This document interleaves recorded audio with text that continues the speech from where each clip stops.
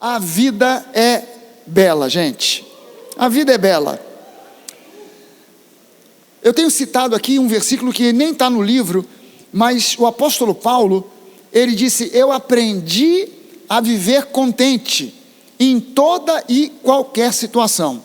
E ele explica: eu já tive muito, já fiquei sem nada, já estive dormindo com uma cobertura maravilhosa num palácio, mas também já estive exposto ao tempo, já passei por poucas e boas, mas eu aprendi a viver feliz em toda e qualquer situação.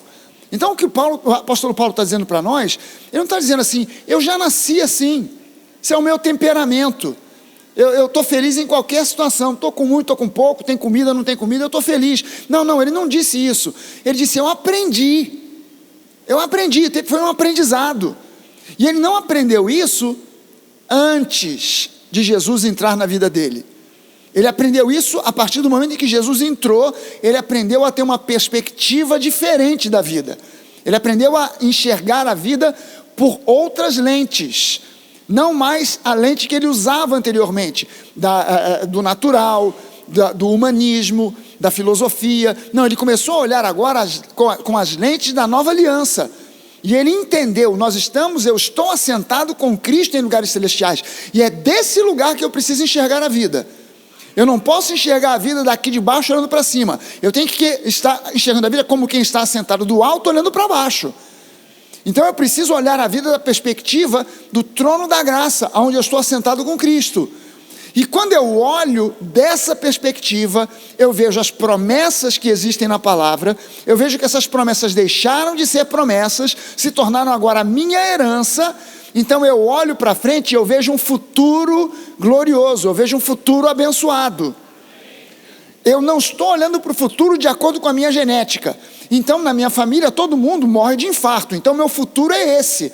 O que está escrito nas estrelas é que em algum momento eu vou infartar e vou empacotar. Não, isso estava escrito em algum canto, mas isso foi apagado pelo sangue de Jesus. Meu destino não está na minha genética, o meu destino está em Cristo. Eu não estou na dependência do INSS para olhar para o futuro e dizer: vai ser uma merreca, mas pelo menos vou ter alguma coisa. A minha velhice vai ser uma velhice abençoada. Vai continuar sendo o que é hoje. Nada me falta porque o Senhor é meu pastor. Nada me faltará porque Ele continuará sendo meu pastor. Isso não vai se alterar.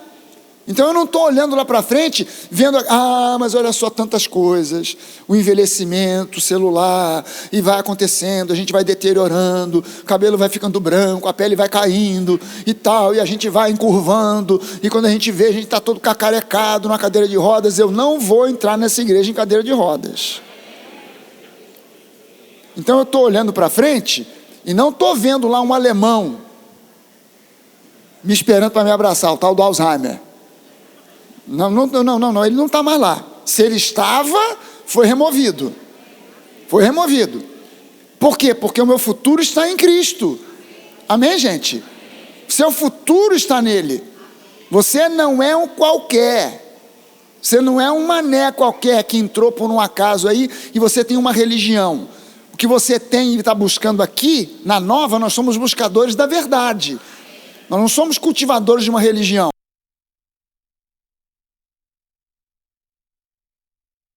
Do censo bateu lá em casa, eu recebi, ela sentou lá no sofá, eu sentei numa poltrona, ou ao contrário, não lembro, ela sentou numa poltrona no sofá, e ela começou a fazer aquela montura de perguntas, e tal, e quantos banheiros tem na casa, tem máquina de lavar, tem geladeira, não sei o que. De repente ela perguntou: sua religião? Eu falei: não tenho. Ela disse: o senhor é ateu? Eu falei: não, eu creio tanto em Deus que sou até pastor. Então o senhor é evangélico? Eu falei: bom, nesse sentido que você está querendo dizer, não. Eu sou evangélico no sentido de que eu sigo e pratico o evangelho. Mas nesse sentido que você está querendo dizer, não sou não. Mas então o que eu boto aqui? Eu falei: você bota aí que eu sou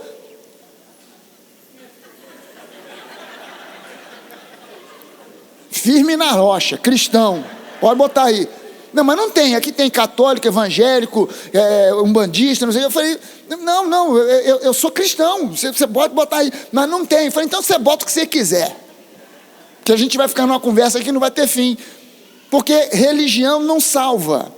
Religião não ajuda, religião atrapalha. Religião já causou guerra, morte, assassinato, bomba.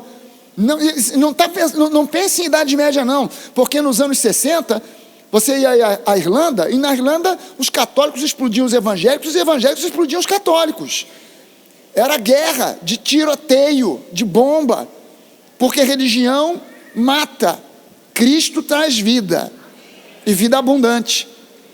Então nós estamos buscando aqui a realidade, a verdade. Se você está buscando a realidade da palavra, a realidade de Deus, está buscando a verdade, então você vai encontrar que uma das verdades que a palavra de Deus nos revela é que nós hoje já não temos uma promessa da parte de Deus sequer, porque todas essas promessas se tornaram para nós agora nossa herança. Então eu não olho para as promessas e vejo uma promessa, eu vejo uma parte da minha herança. Promessa é algo que eu vou desfrutar no futuro, herança é algo que eu posso desfrutar agora, porque o testador já morreu. Então eu já tenho direito a desfrutar da herança. Enquanto o testador está vivo, o herdeiro não desfruta de nada, mas o nosso testador já morreu na cruz do Calvário, e agora a gente tem o direito já de desfrutar da herança aqui, agora, hoje. Então você pode prosperar hoje, você não tem que esperar para daqui a 10 anos, você pode ser curado hoje, porque isso é parte, não de uma promessa, mas da sua herança. Era promessa, quando você ainda estava no mundo, recebeu Jesus, se tornou herança. Se tornou parte agora da sua herança. E uma das coisas com as quais a gente pode se alegrar é que a perspectiva que Deus quer que nós tenhamos da vida é: a vida é bela. Amém, gente? Se preocupa com as crianças não, deixa as crianças brincarem, gritar à vontade, presta atenção aqui. João capítulo 14, hoje a gente não está com a geração nova funcionando, gente, então as crianças estão aqui dentro, deixa elas ouvirem o culto também. João 14, 26 e 27, Jesus, a gente leu isso aqui ontem, Jesus dizendo: mas o conselheiro, o Espírito Santo, que o Pai enviará em meu nome, lhes ensinará todas as coisas e lhes fará lembrar tudo o que eu lhes disse. Deixo-lhes a paz, a minha paz lhes dou, não a dou como o mundo a dá. Então não se perturbe o seu coração, nem tenham medo. E a gente viu ontem aqui que Jesus, ele dá esse presente: a minha paz eu dou a vocês, shalom de Deus. O conceito de paz na Bíblia emerge do Antigo Testamento, shalom. E shalom não é uma paz qualquer, shalom é paz por dentro, tranquilidade interior, paz por fora, ausência de guerra, é prosperidade, é saúde, é saúde restaurada, é família abençoada, é prosperidade financeira e prosperidade em todas as áreas da vida. Então o que Jesus está dizendo para nós, essa paz, que é uma paz sobrenatural, a minha paz, a paz divina, eu dou de presente para vocês. Vocês não vão conquistar isso, vocês não vão merecer receber isso, eu estou dando isso para vocês. Agora, eu dou para vocês também um conselho: você quer desfrutar dessa paz? Não permita que o seu coração fique tomado pela ansiedade e pela preocupação, porque a preocupação e a ansiedade, elas dificultam você de ouvir a voz do Espírito Santo. E Jesus, primeiro, antes de dar a paz, ele prometeu: o Espírito Santo vai vir e vai ensinar para vocês todas as coisas, ele vai repetir para vocês aquilo que eu já tenho ensinado, ele vai dirigir, ele vai guiar vocês. Mas quando a gente está preocupado e ansioso, é difícil de ouvir a direção do Espírito Santo, e a gente fica que nem barata tonta, querendo saber para onde a gente vai. Então você precisa entender que o estado do seu coração, ele está por sua conta. É uma postura, não é uma questão de crer e receber, é uma questão de crer e assumir uma postura. Eu não vou permitir que a ansiedade e a preocupação me dominem.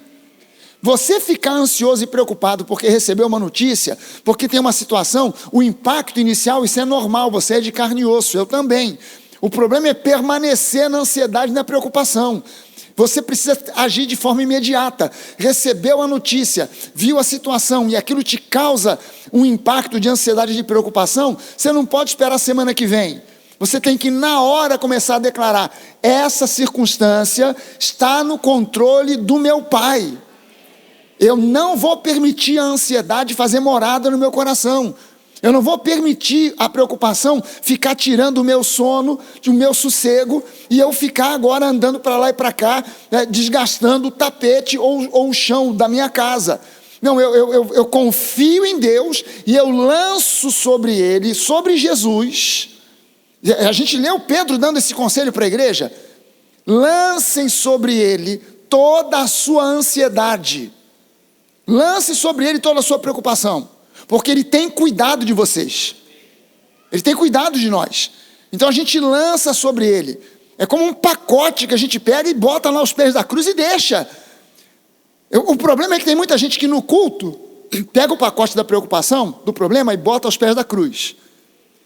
Termina o culto, a pessoa, que benção que foi esse culto. Aí a pessoa vai embora. Quando ela chega lá na porta, ela fala: estou sentindo falta de alguma coisa, acho que eu esqueci alguma coisa na igreja. A minha preocupação, minha ansiedade, obrigado Jesus, e leva de volta, deixa lá, deixa aos pés da cruz, deixa isso com Jesus. As áreas da sua vida onde você não permite que a preocupação e a ansiedade te dominem, são as áreas onde o diabo não consegue te pegar, porque são áreas onde a graça começa a fluir de forma abundante. É muito mais fácil, gente, perceber a voz do Espírito Santo nos ensinando, nos orientando de forma plena e eficaz quando a gente está em paz. Quando a gente está em paz. 1 Pedro 5, os versículos de 6 a 8, eu vou ler para você, acho que vai ser projetado aqui.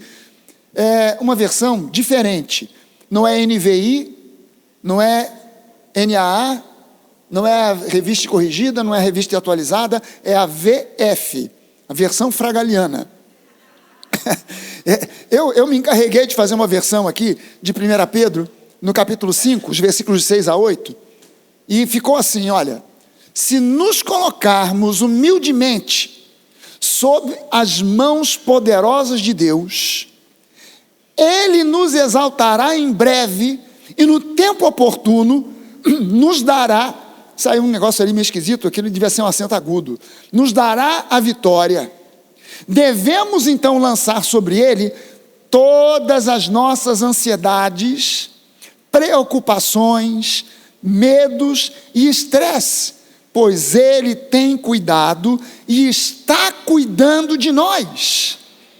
Então, vamos nos manter sóbrios e vigilantes, pois o diabo procura pelos preocupados, ansiosos, desesperados, amedrontados e estressados, pois são esses a quem ele pode facilmente devorar e destruir.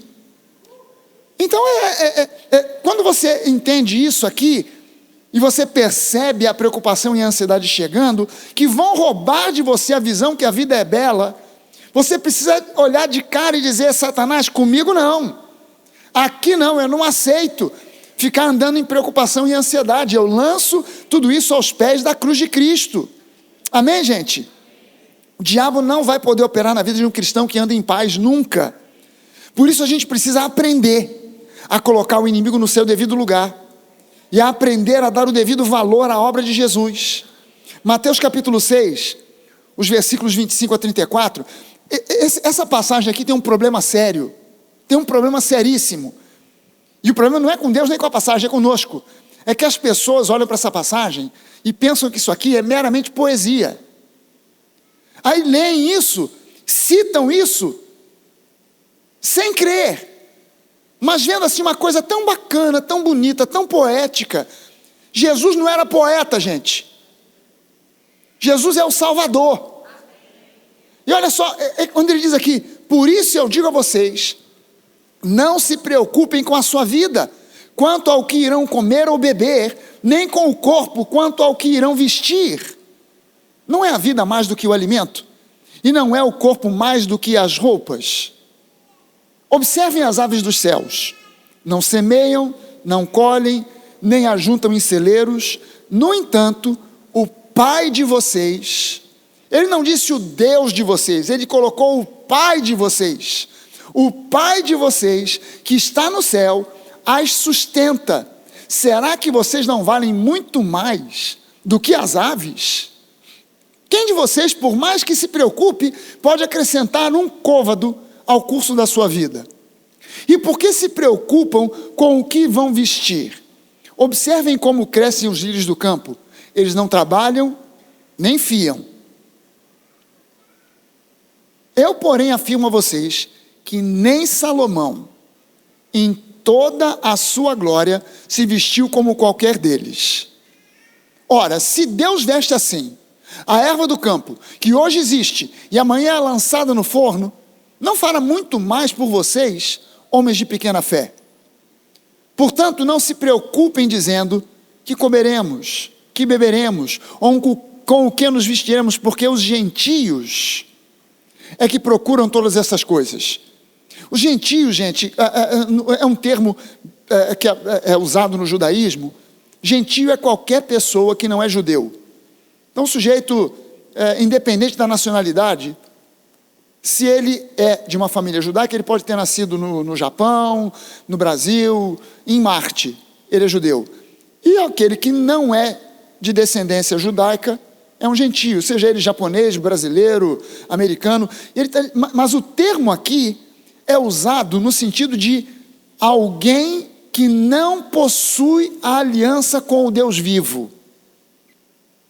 Então nós, geneticamente falando, naturalmente falando, não somos judeus, então somos gentios. Mas isso aqui, ele não está falando a respeito de nós, ele está falando a respeito daqueles que não têm aliança com Deus. Nós somos agora parte da nova aliança. Então ele está dizendo, aqueles que não têm aliança com Deus, é que andam preocupados com essas coisas. Porque o Pai de vocês que está no céu, sabe que vocês precisam de todas elas. Portanto, não se preocupem, versículo 32, alô produção, acorda aí. Estava dormindo mesmo, viu? Mas busquem em primeiro lugar o reino de Deus e a sua justiça, e todas estas coisas lhes serão acrescentadas. Portanto, não se preocupem com o dia de amanhã, pois o amanhã trará os seus cuidados, basta ao dia o seu próprio mal. Então, o que Jesus está dando aqui para a gente é um baita de um conselho. Não se preocupem, não se deixem dominar pela ansiedade, pela preocupação, não se deixem dominar. Jesus não está fazendo um convite para nos tornarmos irresponsáveis, deu para entender, gente? O convite aqui é, sejam responsáveis, não dê bola para nada, deixa a vida me levar, vida leva eu. O convite não é esse, o convite é, sejam responsáveis, mas não se deixem dominar pela ansiedade e pela preocupação. Amém, gente? Em João 14, 26 e 27, Jesus está entregando para nós a sua paz, orientando para que a gente não permita que o nosso coração seja atribulado, que seja atemorizado. Agora, no capítulo 15, capítulo seguinte, Jesus começa a falar sobre uma videira e os ramos da videira. E esse capítulo aqui é interessantíssimo. Jesus diz assim, João 15, os versículos 1 e depois o versículo 4. Ele diz assim, eu sou a videira verdadeira e o meu pai é o lavrador, é o agricultor.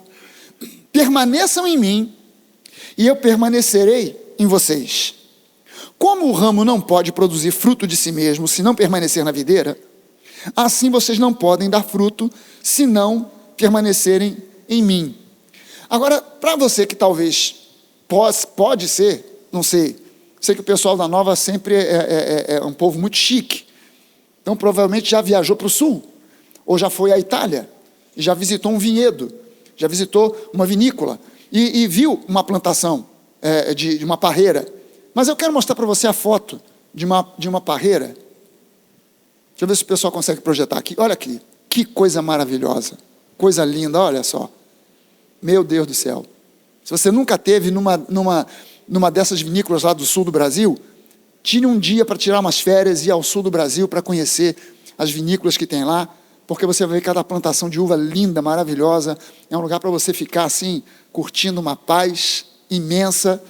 E quando você olha para uma videira, para uma plantação dessa de uvas, a primeira coisa que você vai aprender, porque normalmente nesses lugares tem sempre um guia que vai te falar sobre as uvas, sobre a plantação, sobre a época em que a uva vai ser colhida, se ela precisa de muito sol, pouco sol, tipo de solo, etc. e tal. E uma das coisas que é a primeira coisa que você entende, e isso é válido não só para a uva, mas para qualquer planta frutífera, se o tronco da videira for sadio, os ramos da videira serão sadios. A saúde da videira não começa nos ramos, começa no tronco, nas raízes. Então, se o tronco, a parte principal, onde tem as raízes, for uma parte que está cuidada e é sadia, fatalmente os ramos serão sadios. Então vamos ver aqui quais são as condições para um ramo natural de videira produzir bons frutos.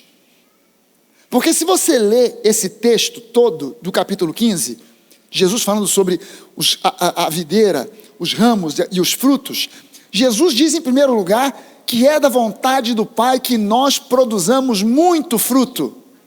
E quando a gente produz fruto, esse fruto, por ser bom, ele é recolhido para que a gente produza mais fruto ainda. E que quando um ramo desses está caído, o ramo da videira, ele tem uma peculiaridade. A videira, ela é uma planta que, se você não colocar ela escorada em alguma estrutura, ela se espalha pelo chão. Você não consegue nem identificar o tronco e os ramos, porque ela se espalha pelo chão. E quando os ramos da videira estão no chão, eles não produzem. E o que produz são uvas chamadas uvas bravas, são uvas ruins. Então ela tem que ser mantida no alto. E Jesus diz o seguinte: se um desses ramos está caído, está no chão, a nossa tradução e a tradução das línguas ocidentais diz que o Pai o corta. Mas se você olhar e ler no texto original, quando Jesus diz, se o ramo ele está caído, o meu Pai o levanta. A igreja foi aprendendo que o Pai corta. Se o ramo não está produzindo, está caído, o Pai o corta. Não, ele não corta, ele levanta. Porque o agricultor, ele não é burro e ele quer produção, ele quer produtividade. Então ele, em vez de cortar o ramo, ele levanta para que esse ramo comece a produzir fruto. Então a intenção do Pai com você não é ver em você uma produção abundante de fruto, e se ele não vê essa produção abundante, ele corta. Não, ele levanta. O termo no grego é airó. Airó é levantar, não é cortar. Então essa tradução ela é péssima, porque ela faz com que a gente entenda ou acredite que Deus espera de nós que nós estejamos como máquinas, produzindo, e isso é usado por pastores manipuladores em igrejas para forçar as pessoas a trabalhar para Jesus, e ser líder de célula, e produzir, e a minha célula virou 2, virou 3, virou 4, virou 5, virou 10, então agora eu sou 10 do pastor, eu sou 10, não sou 12, e do pastor, e agora porque eu estou produzindo, se eu parar de produzir, mas isso é por causa de uma interpretação errada, porque Deus, quando vê que você não está produzindo, Ele não te corta, Ele te levanta, para que você produza sem fazer força, sem se desgastar. Você serve na igreja, mas você tem tempo para a sua família, você tem tempo para o seu trabalho, você tem tempo para ter lazer. Você não se enfia dentro da igreja e fica ali, e quando você vai ver, meu casamento acabou, fui demitido do meu trabalho. Por quê? Por causa da igreja, porque eu me envolvi, mas é tudo para a glória de Deus. Não, quem está sendo glorificado com essa desgraça é o diabo. A gente precisa entender que o trabalho, quando a gente se envolve para servir a Deus, esse trabalho, ele não é um trabalho escravo, ele é um trabalho que nos produz prazer, e a liderança tem que ter bom senso, para saber até onde você pode ir, para não abusar e explorar. Amém. Agora, olha só, se o tronco da videira for sadio, os ramos serão sadios. É uma consequência natural. Então, a primeira coisa para uma produção de frutos bons é que a raiz e o tronco precisam estar sadios. Essa é a primeira coisa. Trazendo para o campo espiritual daquilo que Jesus quis dizer, Jesus, ele é a raiz de Davi. Nós somos os ramos, ele é o tronco da videira. O tronco é sadio, é perfeito, porque o tronco é Jesus. Consequentemente, nós estamos numa condição de saúde espiritual, porque estamos enxertados no tronco que é Jesus. Segunda coisa, é preciso haver uma boa exposição dos ramos ao sol. Uva gosta de sol, ela não gosta de sombra. E Jesus, a Bíblia classifica e fala, um dos títulos de Jesus na Bíblia é Sol da Justiça. Nós estamos expostos à luz de Jesus. Nós andamos na luz.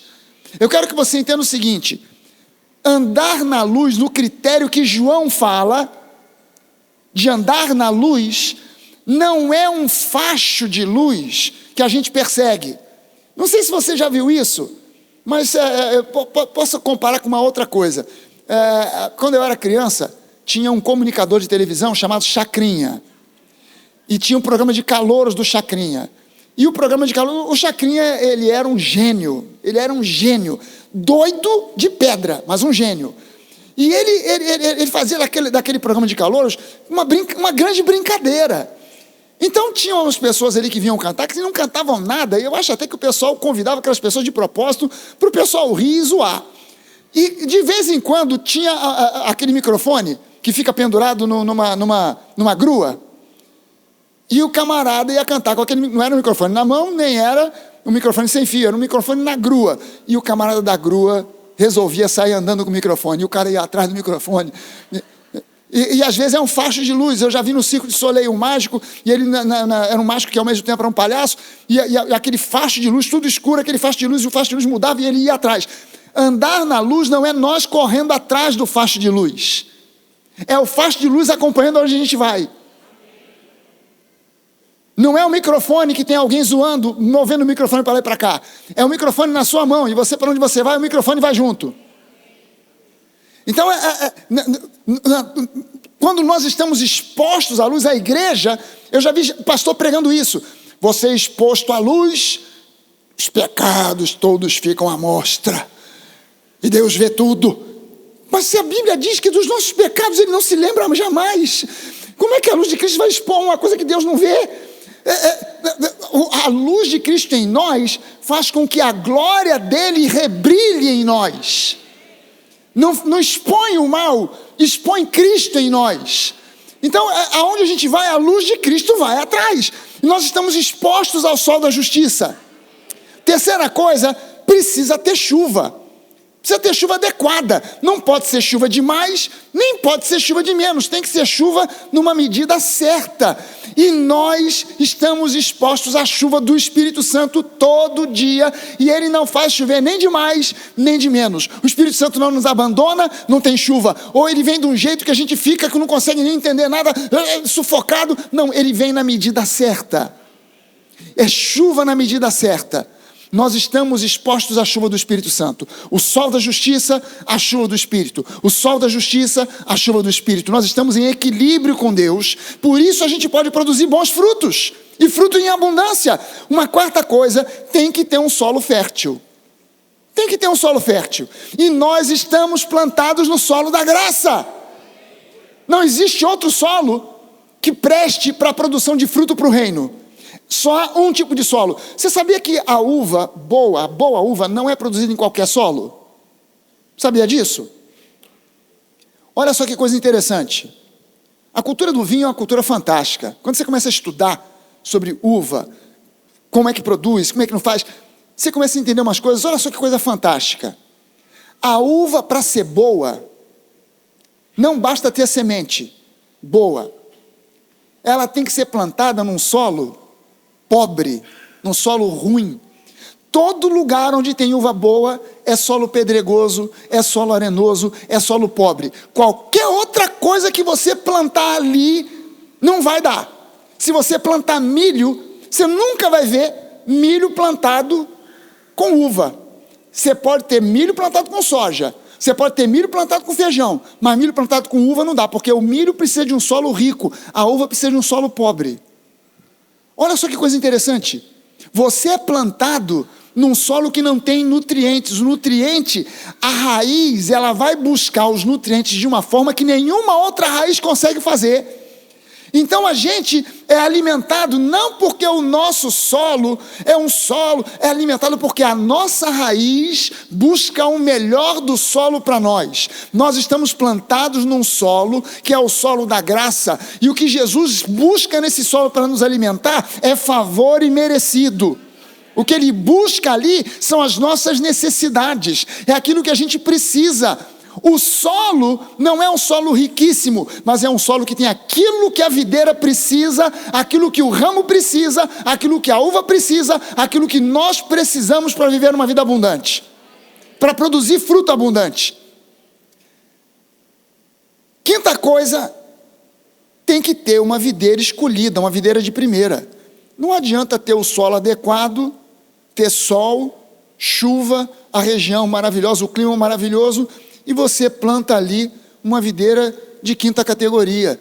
Você tem que ter uma videira que seja de primeira qualidade, para você poder depois ter a produção de um vinho de primeira qualidade. E Jesus é o melhor de Deus para nós. Quando a gente mais precisava, você vai no Antigo Testamento, as pessoas passavam por um período de necessidade, se arrependiam porque tinham se afastado dos caminhos de Deus. Deus enviava um anjo, um arcanjo, aí aparecia para um, falava, um anjo apareceu lá para Gideão. Gideão estava passando por um período complicado. Israel estava passando por um período, Deus enviou um anjo trouxe uma mensagem de encorajamento. Abraão estava lá, vou ter filho, não vou ter filho, de repente aparecem 3 figuras, 3 anjos. Ele reconheceu, ele se prostrou e adorou.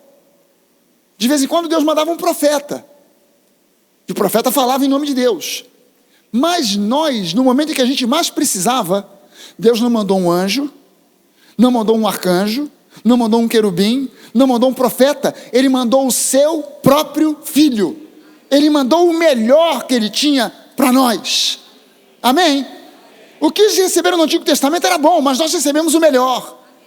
Eles receberam anjos, nós recebemos Jesus.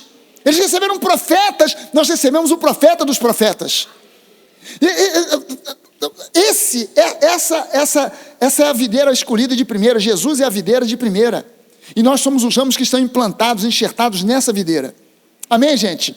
Isaías 54, os versículos 14 e o versículo 17. Esse texto aqui, capítulo 54, é um texto profético que fala do futuro glorioso de Jerusalém. E ele aqui chama Jerusalém de Sião. Sião era um dos montes da cidade de Jerusalém. A cidade tem vários montes lá, e um dos montes é o Monte Sião. E ele fala do futuro glorioso de Jerusalém, do futuro glorioso de Sião, e ele diz assim: você será estabelecida em justiça. Você será estabelecida em justiça. Não vou deixar isso para o final, já vou te falar agora. Sião ou Jerusalém, no Antigo Testamento, é símbolo da igreja. Quando ele fala de Sião, está falando da igreja. Quando ele fala de Jerusalém, está falando da igreja. E ele está dizendo: você será estabelecida em justiça. Ficará longe da opressão. Por quê? Porque a opressão não vai chegar? Não, porque você não temerá. Opressão vai ter, mas você vai ficar longe dela, por quê? Porque você não vai permitir que ela entre para dentro do seu coração. Você ficará longe do terror, porque ele nem chegará perto de você. E no versículo 17 ele diz: nenhuma arma forjada contra você prosperará, e você condenará toda língua que quiser acusá-la em juízo. Esta é a herança dos servos do Senhor, e a sua justiça que procede de mim, diz o Senhor. Gente, isso aqui é para ser vivido pela fé. Isso aqui é exercício de fé.